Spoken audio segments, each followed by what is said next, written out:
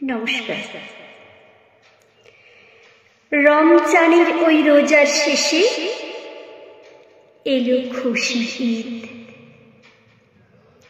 আজ জাতি ধর্ম বর্ণ নির্বিশেষে সবাইকে জানাই পবিত্র ঈদের শুভেচ্ছা ও ভালোবাসা। আজ আমি প্রিয় কবি জগবন্ধু রক্ষিতের লেখা ঈদ মোবারক কবিতাটি পাঠ করে শুনেছি। তোমার ঈদে আল্লাহ ডাক, আমার পুজোয় হরির গান। তোমার আল্লাহ খুশি হলেই আমার হরির জুড়োই প্রাণ।